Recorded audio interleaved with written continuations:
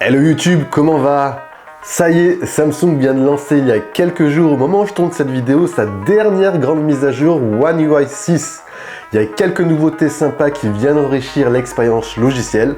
On fait du coup un petit tour ensemble.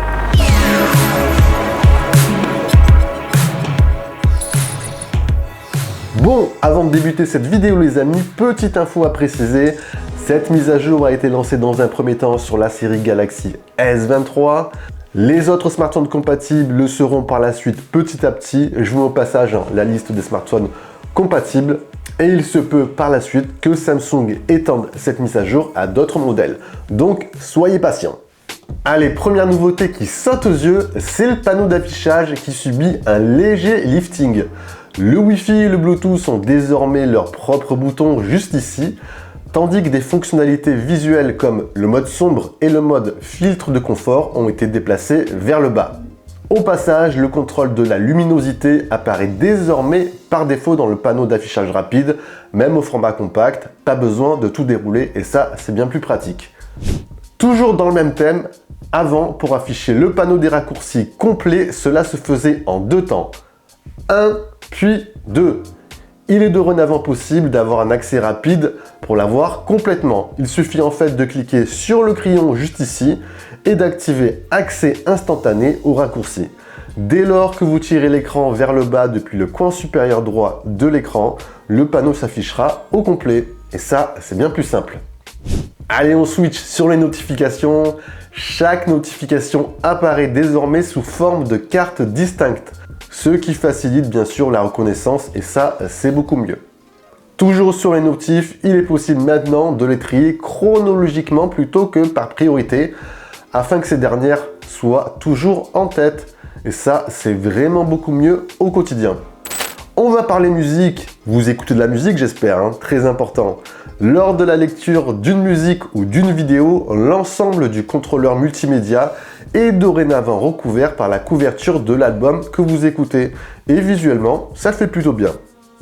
Vu qu'on se trouve sur l'écran de verrouillage, si vous aimez customiser votre écran comme moi, on a maintenant la possibilité de déplacer l'horloge à l'endroit de son choix. Et ça, c'est cool. Concernant ensuite la personnalisation, c'est toujours aussi fun, même si Samsung aurait pu aller un tout petit peu plus loin. Allez, on continue sur les nouveautés photos. Il y en a quelques-unes qui viennent enrichir l'expérience afin qu'elle soit plus simple et plus lisible. Nouveauté photo, il y a un nouveau bouton de résolution qui est maintenant disponible afin de switcher rapidement entre les différentes possibilités. Idem, dans la partie vidéo, vous allez pouvoir switcher rapidement entre les différentes résolutions et les différentes fréquences d'image.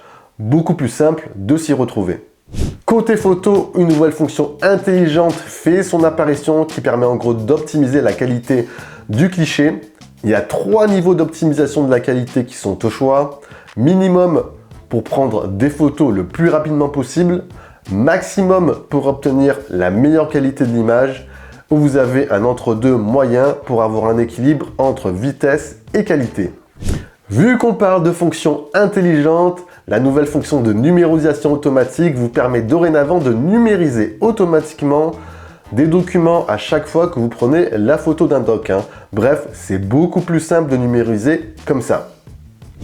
Si vous activez la grille dans les paramètres de la photo, une ligne de niveau apparaît juste au centre pour que vous soyez bien à niveau avec le sol. Pratique pour avoir des clichés parfaits. Côté édition de photos, les effets de filtre et la tonalité utilisent désormais une molette au lieu d'un curseur, ce qui facilite la précision. Nickel, on apprécie. Lorsque vous regardez une photo ou une vidéo et que vous balayez vers le haut, on peut désormais accéder rapidement aux effets et aux fonctions d'édition. C'est beaucoup plus simple. Exemple ici, sur cette photo, on pourra modifier le flou d'arrière-plan, remasteriser la photo ou encore effacer un objet.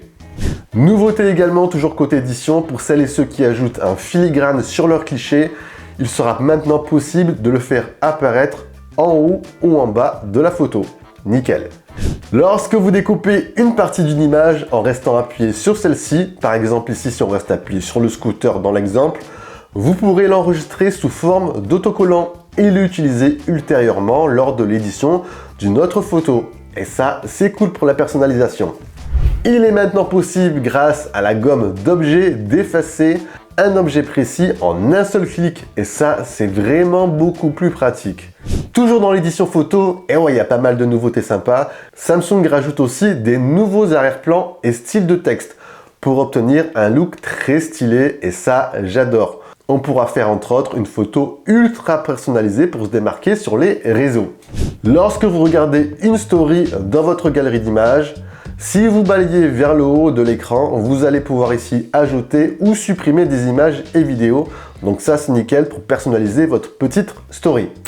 Nouveauté également très pratique, il est maintenant possible de glisser et déposer avec deux mains plusieurs fichiers. On va par exemple ici sélectionner plusieurs photos d'une main comme ceci. Et avec la seconde main, on pourra naviguer et déposer les photos vers n'importe quelle autre destination. Cette nouvelle fonction marche aussi bien évidemment avec d'autres fichiers, d'autres applications et j'en passe. Si vous réalisez des petits montages vidéo avec votre smartphone, la nouvelle fonction de montage s'appelle dorénavant Studio. Elle se trouve ici dans le menu tiroir de la galerie photo et on pourra monter des vidéos un tout petit peu plus complexes qu'auparavant. Et dernier point concernant la photo, Samsung rajoute également un petit widget bien sympa qui sera personnalisable. On pourra choisir entre autres le titre du widget, choisir le mode de démarrage, c'est-à-dire quel mode précis on souhaite à chaque démarrage de l'appareil photo. Donc ça, c'est précis. Par exemple, moi j'utilise souvent le mode portrait, donc à chaque fois que je vais ouvrir l'appareil photo, je serai directement sur le mode portrait. Et vous aurez également d'autres options disponibles. En parlant de widget, un nouveau widget météo fait son apparition. Il fournit des infos beaucoup plus détaillées sur les conditions météorologiques locales. Les illustrations ont été également améliorées. Bref, il y a beaucoup plus d'infos qu'avant. Si vous utilisez le volet latéral avec la sélection intelligente, dorénavant lors de la sélection du zone de l'écran, une vue agrandie, c'est-à-dire une petite loupe, fera son apparition pour pouvoir affiner parfaitement votre sélection. Et ça, on apprécie. Petite nouveauté subtile qu'on mentionnera aussi lorsque vous recherchez une application dans la barre de recherche. Exemple ici, on va rechercher l'application calendrier. Les actions de l'application apparaîtront également dans les résultats. En l'occurrence ici, rechercher dans calendrier et ajouter un événement. Allez, on switch sur le bien-être numérique. L'écran principal de la fonction bien-être numérique a été repensé, ce qui permet de trouver plus facilement les infos dont on a besoin. Et en parlant de refonte visuelle, les paramètres de la batterie disposent désormais de leur propre menu, ce qui permettra de vérifier 1. L'état de votre batterie, l'état d'utilisation, et 2. D'en gérer également plus facilement les paramètres. Et vu qu'on se trouve dans les paramètres, Samsung ajoute également une nouvelle fonction de sécurité, la fonction autobloqueur. Cette fonction, en l'activant, vous permettra, empêchera l'installation d'applications inconnues, la recherche de logiciels malveillants et empêchera aussi l'envoi de commandes malveillantes via un câble USB-C. Et ça, c'est nickel. Et voilà les amis, on a fait un grand tour de cette mise à jour One UI 6. Il existe encore quelques fonctions dont je n'ai pas parlé, ce sont des petites fonctions anecdotiques. Si vous avez apprécié, bon, comme d'habitude, le gros pouce bleu, on partage la vidéo, très important. Et si ce n'est pas fait, on s'abonne. Et sur ce, je vous dis bien sûr à la prochaine. Prenez soin de vous, c'était Jojo. Allez, ciao ciao.